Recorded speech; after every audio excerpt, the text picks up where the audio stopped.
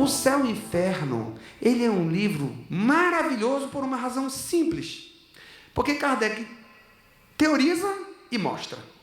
Ele teoriza o seguinte: vocês sabem a teoria do céu e do inferno? Que é uma teoria, inclusive, fácil de entender. É a teoria das recompensas. Se eu fui bom, eu sou recompensado. Se eu fui mal, eu sou castigado. Todas as religiões do passado e do presente têm este princípio das recompensas. Um final, um futuro, um porvir. Aí Kardec vem e fala do futuro e do porvir, dizendo o seguinte: céu e inferno, como nós somos imortais e que nós somos destinados invariavelmente à perfeição, não existe essa possibilidade de pena eterna. E a lei de justiça divina, ela não é possível se ela não for acoplada à lei de amor. Então, na visão espírita, não existe justiça divina sem amor. Não existe. Se eu não acoplar o amor na análise da justiça, eu não estou falando da visão espírita, estou falando de outra. Então, na visão espírita, somos terrenos e semeamos e colhemos. Nós somos semeadores e somos coletores da nossa semeadura. Tudo o que temos, tanto das aquisições positivas quanto das aquisições negativas, são resultantes. Não há a partida humor divino. Deus não tem humor. Deus é permanentemente amor. Diz Emmanuel: Deus ama o verme e ao anjo, e o anjo representa a Deus diante do verme. Que profundidade! Deus está no átomo e na nebulosa da mesma maneira, porque Deus não é ente, nem pessoa, nem tem humor, nem é luz, nem é espírito. Deus é causa. E muitos de nós, muitas vezes, nos confundimos com esse antropomorfismo antigo da divindade. Deus é lei, se manifesta, e Ele é justo. Ele faz nascer o sol sobre bons e maus. Aí está o amor de Deus. Então, a justiça divina, ela é misericordiosa. Ou seja, se nós fôssemos cobrados em tudo de errado que nós fizemos desde que nós fomos criados, essa dívida seria impagável. Aí entra a misericórdia.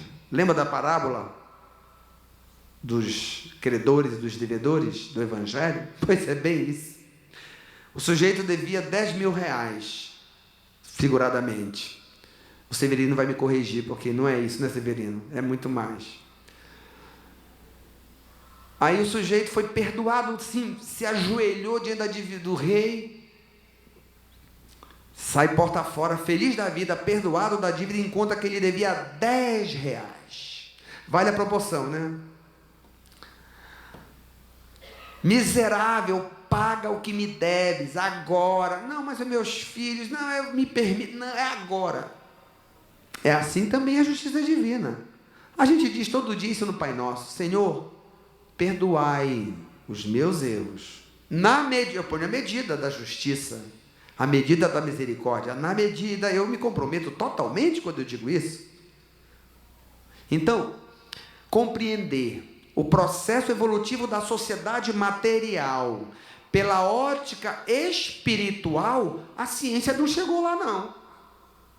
Eu sou estudante dessa área, da sociologia, do serviço social, a ciência não chegou lá, não. Lá nós estamos no plano puramente histórico, social, econômico, material. E olha, é válido estudar nesse nível também. A gente consegue chegar a boas conclusões. Essa que eu acabei de dizer para vocês. A sociedade, do ponto de vista material, nós estamos piorando as condições de vida no planeta Terra. Nós somos responsáveis por isso.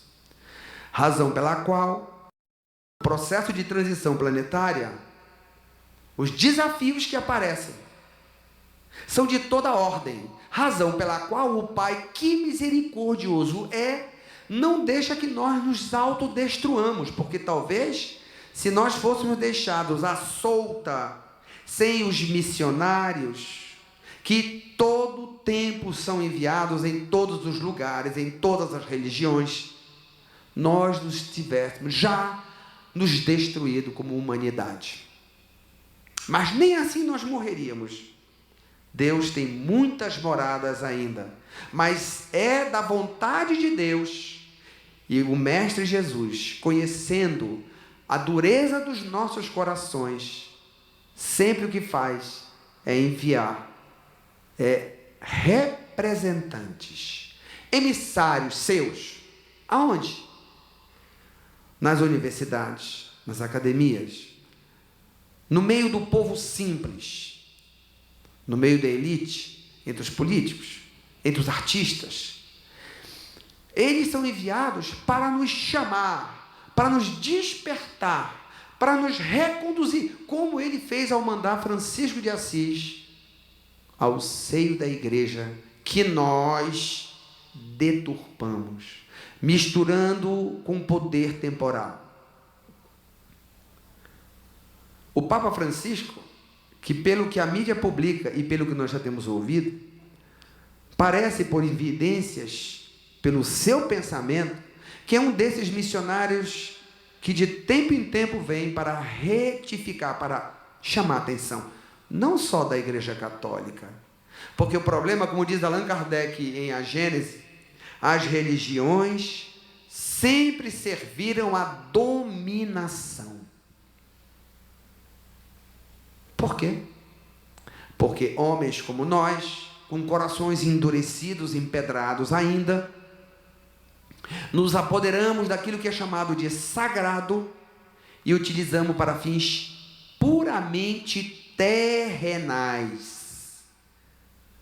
E o que leva a missionários fracassarem muitas vezes. Não é difícil fracassar na terra, porque os apelos são muito fortes. O ato de estar encarnado é altamente desafiador, nos ensinam os maiorais.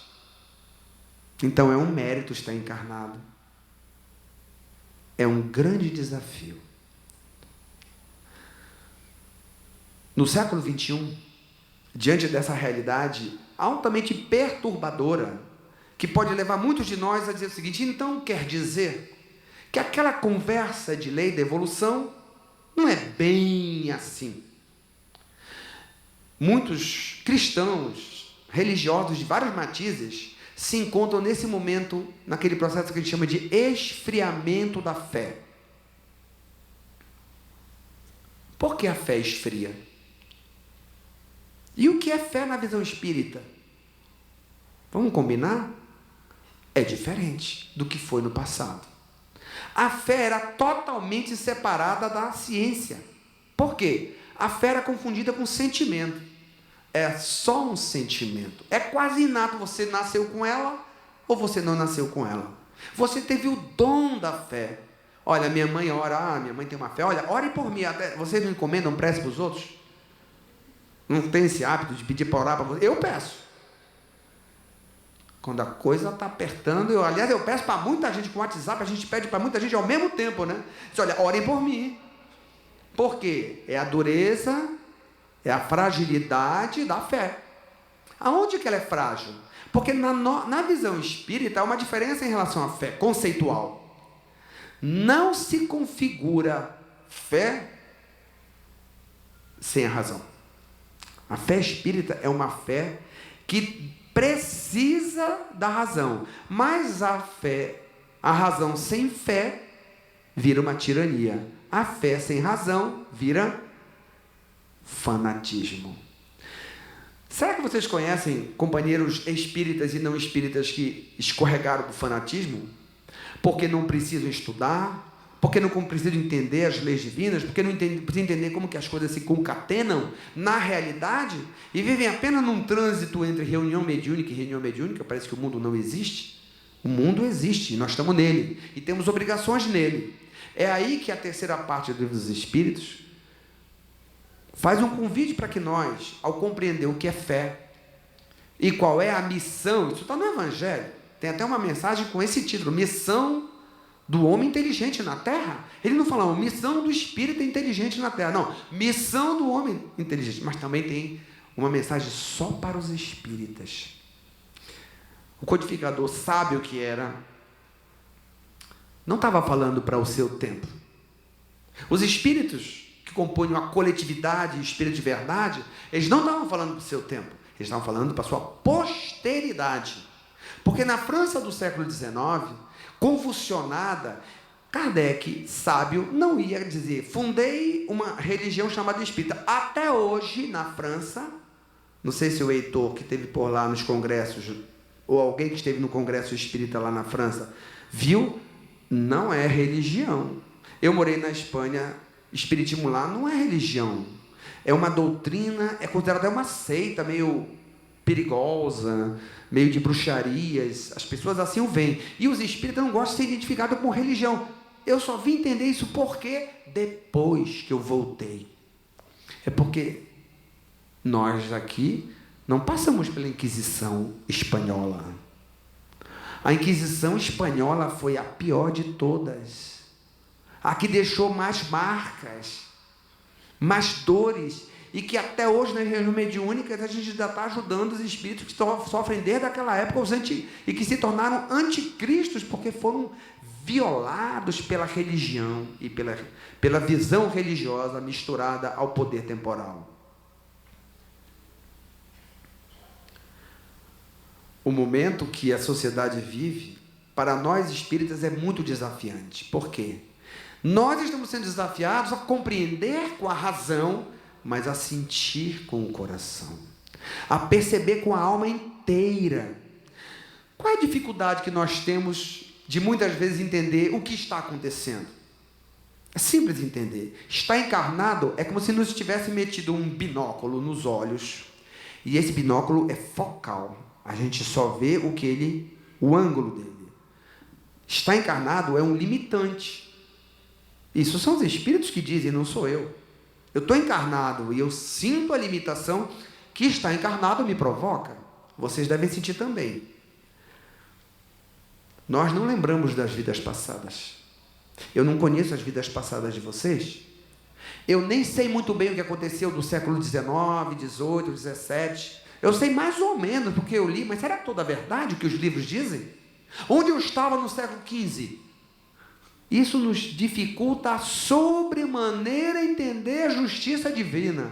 Isso nos dificulta sobremaneira entender as desigualdades e a crise. Porque nós só vemos focadamente, e muitas vezes o nosso olhar não passa da família. Pois é justamente na família um laboratório complexo de reencontros seculares. Outro dia eu fui procurado por uma família que estava vivendo um momento limite na sua vida. Uma relação entre mãe e filha limite, uma relação de ódio. E eles tinham tido uma primeira aproximação com o espiritismo. E essa primeira aproximação salvou a vida da filha, porque a situação chegou num grau tal que essa mãe, por um pouco, não assassinou a própria filha. Lhe caiu nas mãos o Evangelho segundo o Espiritismo. Gente, isso é coisa dos espíritos amigos, né? Não era para ser essa tragédia, porque seria a repetição de tragédias anteriores. E nós, muitas vezes, não entendemos. Pensamos que Deus está jogando dominó ou cartas. Por que eu caí justamente no lugar que eu mais tenho dificuldade? O lugar que eu tenho mais dificuldade chama-se minha família. Senhor, eu sou bom. Eu podia ter caído na família dos meus amigos que eu amo. Mas eu caí na minha família. Eu queria na família dos meus amigos. Ah lá, a minha família está errada. Não deu certo esse cálculo. Aí eu vou explicar para vocês, de forma bem simples, o que os Espíritos nos explicam de forma mais simples ainda. É que nós vivemos num mundo de energia. O mundo das formas é o mundo das ilusões. Felizmente a física quântica agora vem revelar. Esse mundo das formas, ele é um mundo ilusório. O que eu vejo, muita coisa que eu vejo não é. Só parece que é. Então, o meu corpo, o corpo de vocês, ele é uma condensação energética. Mas o que não parece e que é? A minha família é uma condensação energética de vínculos de dois tipos. Vínculos de amor, simpáticos, simpatia, empatia.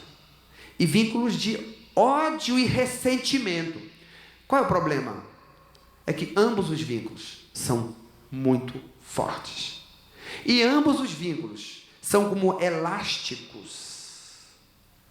Vou dar um exemplo. Eu e meu querido amigo Heitor, que nos conhecemos dessa e certamente de outras, né? Temos esse elástico. Só que no meu caso com ele, é um elástico que quando eu me aproximo dele, meu coração bate de alegria. Mas eu não posso dizer isso de todas as pessoas que eu conheço. Tem pessoas que quando eu me aproximo, eu suo frio. Porque eu sinto vontade de esganar. É diferente, não é o caso do Heitor. Eu nunca senti vontade de esganar o meu amigo. Mas tem pessoas que eu não consigo sentir outra vontade. A minha vontade é me afastar, mas o elástico me aproxima.